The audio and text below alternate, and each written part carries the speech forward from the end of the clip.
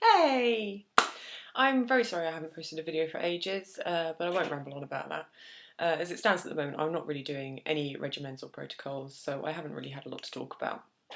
Um, but this morning I was putting my makeup on and I had like a hand spasm as I was doing it, and I got mascara right across my face, and I thought, this is just one of the things that really, really pisses me off about MS.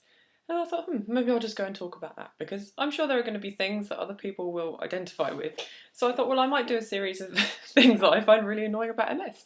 You know, if people can identify with them, it might make them feel less abnormal and less weird. So anyway, today I'm going to probably have a bit of a rant or an identify about how frustrating the visit to see a neuro can be. Now, this isn't actually anything against neurologists, because they are fantastic. They do great work for us.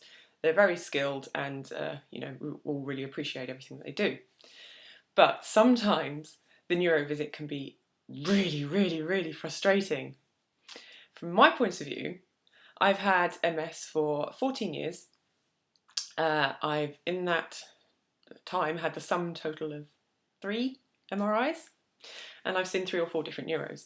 Now, I moved about 3 years ago, and it's taken the full 3 years for me to actually get an appointment to go and see my new neuro. And this should be a good thing. This should be a really great thing. I've had an MRI done recently, so I'll get the results of that in more detail when I go. And you kind of have this magical feel about finally getting to go and see a neuro when you haven't seen one for ages. You think, okay, this would be great, this would be positive, and you know, I'll get some answers to some things that I want to talk about, and any drugs that I'm interested in trying, and you know, I might actually make some headway and positive things will happen. And then you remember the previous neuro visits you've had and remember that it probably is not going to go like that.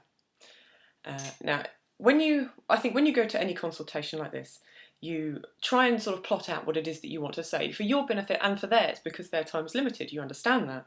It's valuable, their time. So you think, well, okay, I need to talk to them about my symptoms, what's changed, what's different, what's better, what's worse, what I was taking before, what I'm taking now, anything I've taken in between, and we need to talk about new drugs, what I could possibly try, anything that I'm interested in trying, and I need to, you know, ask any questions that I want to ask.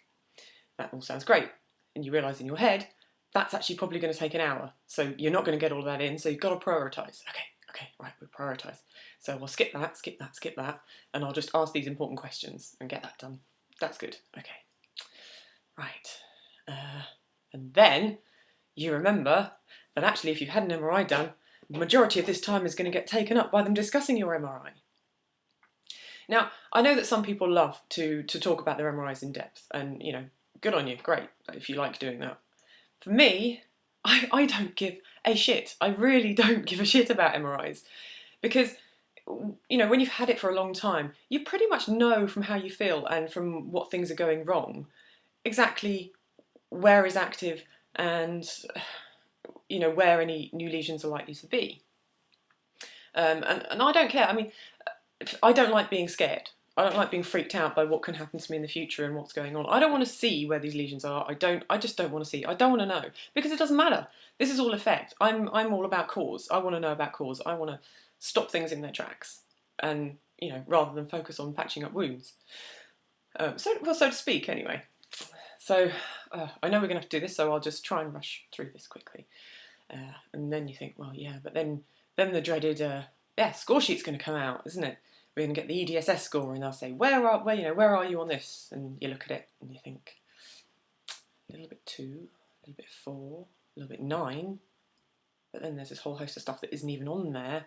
And you say, well, I don't know. I'm not on there. I'm not actually on this score. Oh, right, okay. Well, you know, which one are you closest to? None of them. I'm not close to any of them.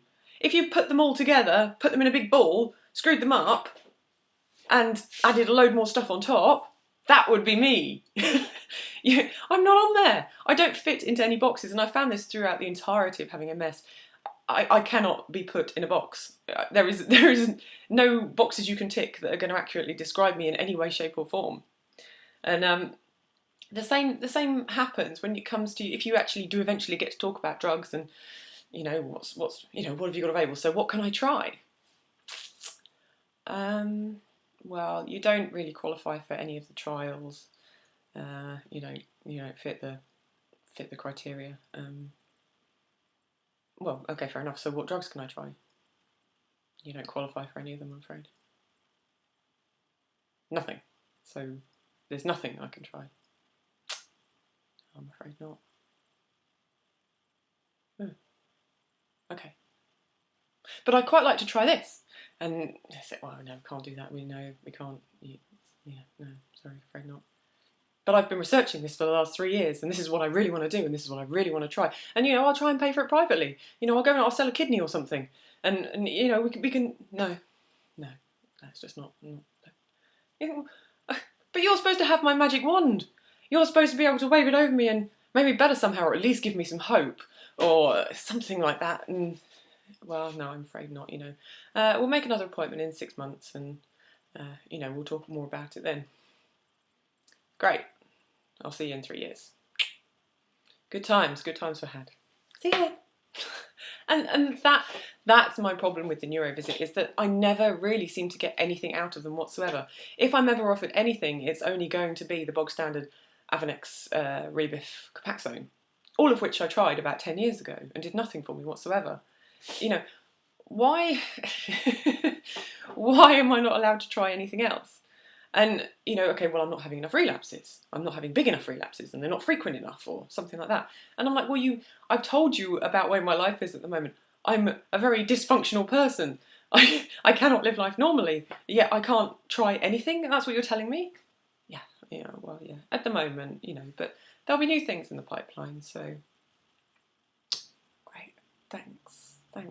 And this is why I find it very hard to look forward to a neuro appointment now, because I always know that I'm going to come out of it feeling like shit, pretty much. And any hope I have for doing anything is going to be squashed. And I'm not going to be able to do it. And it shouldn't be like that. Like I say, neurologists are great. But for me, I'd rather see an immunologist or a virologist or a microbiologist or something like that. Someone who I can talk to about the cause of all these things.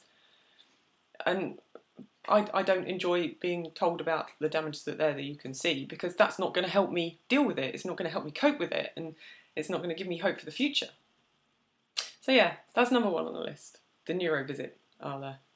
If it comes out better than I think, then I'll tell you afterwards, but I really doubt it. So I'll see you in 3 years after I've had the next one. See ya!